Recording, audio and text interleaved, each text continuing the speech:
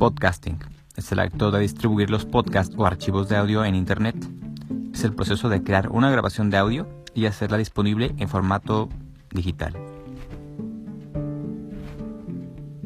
Procrastinar. Posponer o aplazar tareas, deberes y responsabilidades por otras actividades que nos resultan más gratificantes, pero que son irrelevantes. Podcastinando. Es el podcast para quien tiene algo mejor que hacer que escuchar un podcast.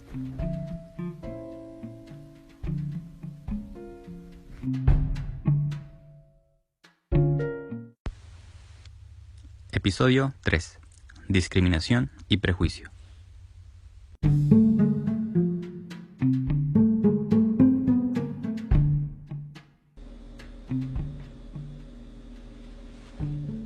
Hola, soy Ernesto del Toro y te doy la bienvenida al tercer episodio de Podcastinando. Agradecer nuevamente que estés aquí por tu atención y tu interés aquí en este proyecto. El tema de hoy, que quiero platicar es un tema que de vez en cuando cobra relevancia mediática, pero que no deja de ser una constante de las condiciones de vida de ciertas personas, ¿no? Y es la discriminación. La definición inocua es separar o dividir elementos según sus características, pero se torna complicado al momento de hacer esta división entre las personas, puesto que segrega, margina o incluso ha llevado al exterminio.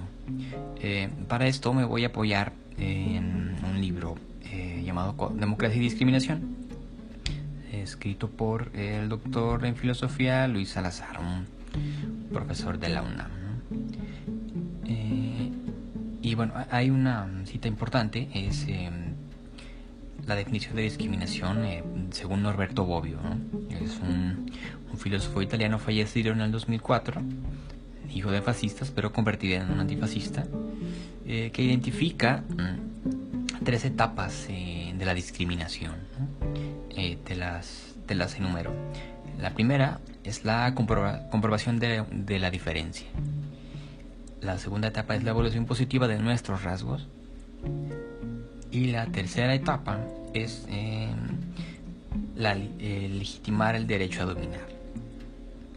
En la primera etapa se comprueban las diferencias como que las más obvias o visuales, ¿no? Que son el sexo, la raza, incluso la edad, y también otras no tan obvias como lo son la orientación sexual o la religión. Es decir, se comprueba de manera visual cierta diferencia, ¿no? No necesitas mucho análisis para ver quién es diferente a ti, ¿no?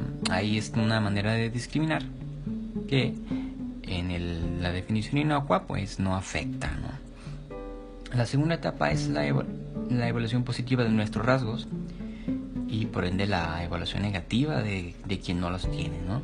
Es decir, consideramos que nuestros rasgos pues son los positivos y si alguien no los tiene y tiene otros, hay una especie de superioridad, ¿no? de nuestra parte, y que puede generar un tipo de discriminación, pero más caritativa, más de ayuda, ya que al considerarte como superior puede generar esos sentimientos de ayuda, ¿no? Y por eso vemos de repente en Navidad a gente que va y hace regalos a las personas pobres, porque sí hay definitivamente una diferencia comprobable, ¿no?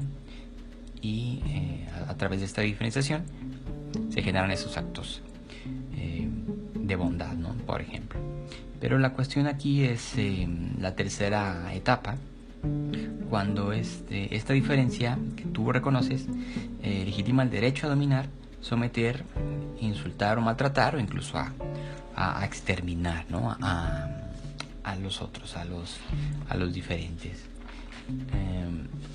Pero desde la primera etapa influyen poderes hegemónicos que definen qué rasgos son valiosos de poseer, ¿no? Y poseerlos sean rasgos distintivos de una identidad colectiva dominante. Es decir, desde que se nace, uno llega al mundo donde ya hay una especie de poderes hegemónicos que dictan esas características que son apreciables, es decir, nacer hombre, blanco, y ser heterosexual y ser educado católico, de repente puede ser, nos adscribe, ¿no?, a cierta categoría dominante en la que, bueno, no necesitamos hacer mucho, ¿no? Simplemente estamos ahí, en una posición de privilegio. Entonces, esos poderes hegemónicos originan los sujetos colectivos que devienen en otras problemáticas, ¿no? Voy a citar al doctor Salazar. Lo cito, ¿no? Todos estos sujetos colectivos se sustentan en diferencias artificiales o artificialmente elevadas a factor de asociación-disociación entre los seres humanos, como pretexto para incluir y excluir, dominar o resistir, fraternizar o discriminar, amar u odiar. Se valora, ama, desprecia u odia no a individuos concretos de carne y hueso, sino a clases, grupos, pseudo sujetos colectivos que aparecen como una causa abstracta del bien y del mal que padecemos. Es decir, ya hay ahí también una evaluación de que, bueno, todos los aparte de que no son nosotros, ellos son los desfavorecidos y son causa también de los males que aquejan a nuestra sociedad, ¿no? Hay ahí una especie ya de prejuicio, ¿no? Digo, una vez que este sujeto colectivo es creado, es asimilado por los demás, ¿no? Voy a citar nuevamente a doctor Salazar. Dice: los prejuicios se caracterizan por oponer una fuerte resistencia no solo a ser reconocidos como tales, sino a modificarse cuando se muestra con argumentos o con datos empíricos su falsedad e irracionalidad. Ya hay ahí también una cuestión de repente de negarse o no querer reconocer el prejuicio o no reconocerlo como tal, ¿no? Este prejuicio es, en definición, una actitud hacia miembros de grupos específicos que sugieren de manera directa o indirecta que merecen una posición social inferior, ¿no? Y esto de repente lo podemos constatar. No sé si recuerdas a María de Jesús, a Marichuy, la candidata a la presidencia aquí en México, que bueno, era una mujer y era indígena y iba a registrarse, ¿no?, como candidata independiente a la presidencia, y toda la serie de cuestionamientos alrededor de su figura, ¿no? Bueno, como una mujer indígena y a poder dirigir a un país, ¿no? Digo, el mensaje de los indígenas, o bueno, del EZLN, era, bueno, una especie de defensa o legitimación, ¿no?, de ponerlos en la vida política nuevamente, ¿no?, a los indígenas. Pero bueno, alrededor de ella estaba toda esta serie de descalificaciones, ¿no? Como si los indígenas no pudieran ser capaces, ¿no?, de tener algún puesto de poder. Y otro caso también que aún sigue generando ciertas situaciones es el caso de Yalitza Aparicio, ¿no? Esta actriz de la película Roma, que bueno, también, fíjate, es mujer y rasgos indígenas, o bueno, criada por padres indígenas, y también se le criticaba mucho, ¿no?, por no ser actriz y por estar siendo utilizada por los medios para atraer, ¿no?, las miradas o ser una especie de títere, ¿no?, que no tiene valor más que el valor de ser usado como un objeto. Y entonces se eliminaba todo el valor y todas las características positivas y talentos de Yalitza, diciendo que bueno, estaba ahí porque les convenía, ¿no?, a la gente de los Oscar tenerla ahí en el reflector, o a las marcas de joyas o ropa tener a una indígena como parte de su imagen, ¿no? Digo, hay ahí una cierta discriminación o un prejuicio también, ¿no?, encubierto, a veces no se reconoce como tal. También un último comentario acerca de esto de que de que los prejuicios a veces no se reconocen como tal. No sé si te ha pasado cuando hay alguna persona en tus redes sociales que se toma fotografías con niños, generalmente de, no sé, raza negra, o que se ve pues que son pobres, y entonces las personas que comentan esa foto juzgan a la persona blanca o a la menos negra o menos morena de estar utilizándolos, ¿no?, como una especie de escenario para demostrar su bondad, ¿no? Digo, hay situaciones en las que, bueno, así pasa, pero de repente podemos ver fotografías de Angelina Jolie rodeada de niños africanos, y ahí se empieza a juzgar a Angelina y a decir que los está utilizando, ¿no? Ahí hay un prejuicio también de nosotros. No sabemos, generalmente desconocemos los contextos de ciertas fotos, pero bueno, ahí estamos también generando, ¿no?, una especie de prejuicio, ¿no? Están siendo utilizados por esta mujer blanca, ¿no? Es complicado de repente reconocer nuestros prejuicios. Pero bueno, entonces, al reconocer a estos sujetos sociales, ya sea el pobre, el indígena o incluso el gay, el prejuicio se pone en funcionamiento, pues cumple también con una función mental. Es una especie de ahorro psíquico, es decir, ya sabemos, o entre comillas, quiénes son y cómo se comportan y cómo piensan, ¿no? Entonces ya no hay que considerar sus particularidades, sino que ya los conocemos, ¿no? El prejuicio instaurado en nosotros ya nos da la idea de que sabemos quiénes son en estas personas, ¿no?, que estamos viendo ahí.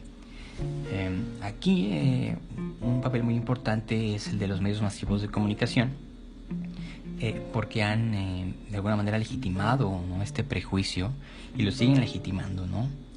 Es decir, mucho antes de que uno tenga contacto directo y real con personas de la comunidad LGBT, o con indígenas, o con pobres, o feministas, ya hay un sujeto social retratado en los medios, ¿no? Generalmente es un sujeto social creado por clases dominantes y que revela la naturalización de su relación con estos.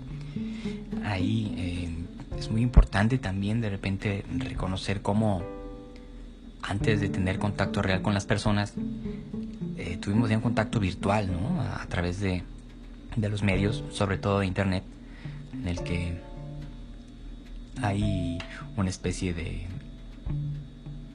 argumentos con los que se nos muestran cuestiones como las feministas, ¿no? Digo, se caracterizan, tenemos contacto con ellas virtualmente mucho antes de en realidad entablar una conversación persona a persona con una mujer que es feminista, ¿no? Lo mismo con las personas homosexuales, son retratadas en los medios de manera de como una especie de burla o de caricatura, o como si pareciera que ser homosexual es gracioso, ¿no?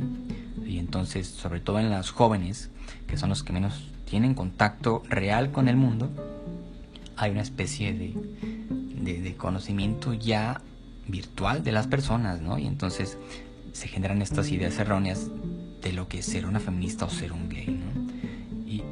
Y se tiene pues el conocimiento virtual de las personas. También una vez que se asimilan estos estereotipos, es eso, ¿no? Se cree que ser gay es motivo de burla, o que ser indígena es ser pobre e ignorante, o también que ser pobre es por flojo, o que ser feminista es porque son mujeres, no sé, locas, ¿no? Digo, en el prejuicio articula estos discursos que se infieren, ¿no?, que así son, ¿no?, que así es el comportamiento de estas personas. Pero también hay prejuicios hacia los que consideramos más favorecidos, ¿no? Es decir, si vemos a un joven rico, pues se puede llegar a juzgar de que, bueno, no le costó nada tener lo que tiene, que lo heredó, o a otras personas ricas, pues que que son burgueses explotadores, ¿no?, del proletariado, o que son maleantes, o que son narcotraficantes, o bueno, que es el apellido el que le dio todo lo que tiene, ¿no? También si vemos a gente que es de tez pálida en puestos importantes, bueno, los juzgamos por eso, ¿no? Antes de considerar sus capacidades o sus talentos, bueno, ahí estamos, ¿no?, también juzgando. También hay una especie de discriminación hacia los que están supuestamente más arriba de nosotros, ¿no? La cuestión aquí es que de repente esta discriminación es más real a ciertos sectores de la población que a desfavorecidos que a los favorecidos, ¿no? Hay más repercusiones más directas, ¿no?, hacia ciertas personas. Finalmente, decir que todos estos ismos, el machismo, clasismo, racismo o incluso el colorismo, ¿no?, que ya hay videos ahí de colorismo en México, tienen su base en la discriminación.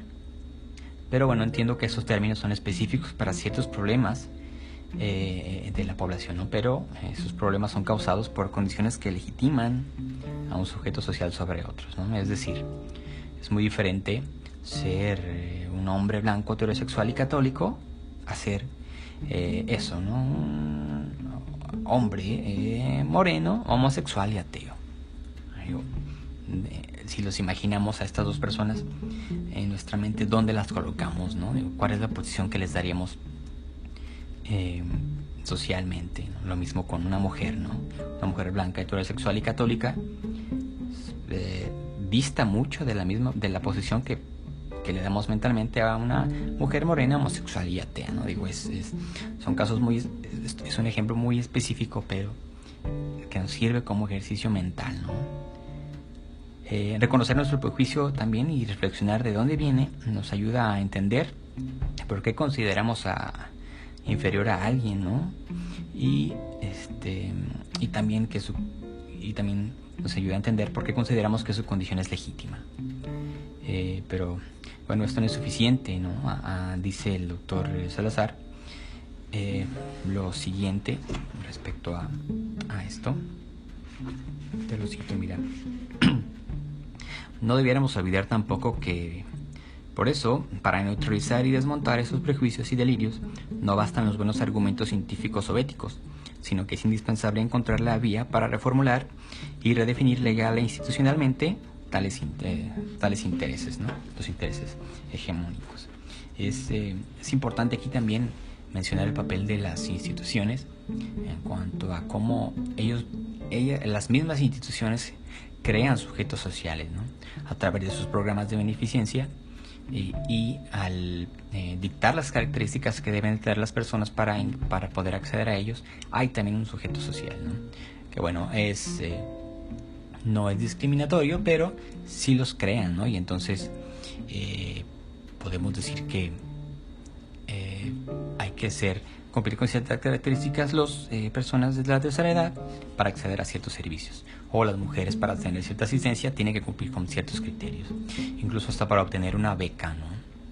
Somos también sujetos institucionales, aunque a veces lo olvidemos, pero pues el caso es tan sencillo como que no eres un mayor de edad hasta que cumples 18, ¿no? Hay una institución que te va a dar el paso a la mayoría de edad, ¿no? Hay una especie de ritual también.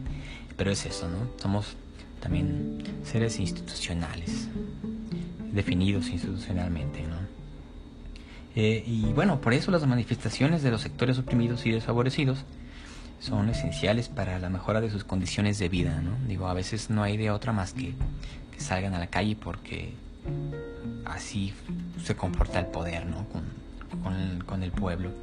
Y pues las personas que de repente a lo mejor no salimos a manifestarnos ni a marchar, bueno, creo que algo que podemos hacer es respetar y apoyar, ¿no?, a estas personas que luchan por sus condiciones de vida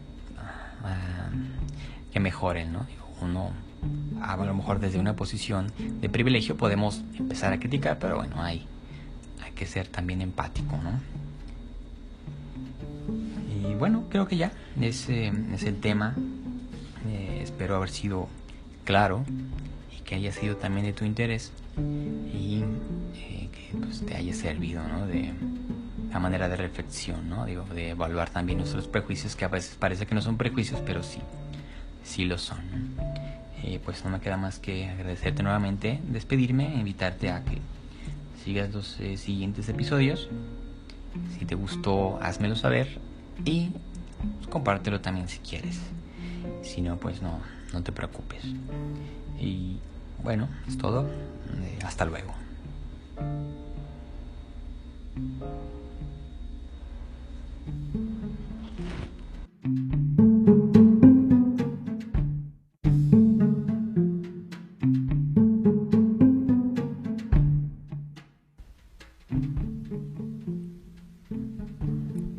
Este episodio llegó a su final y tú y yo ya podemos continuar con nuestras obligaciones.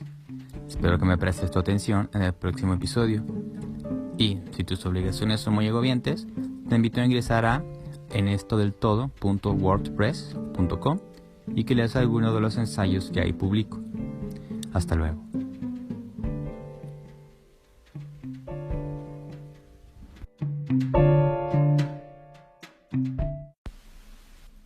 Este episodio fue grabado en febrero del 2020.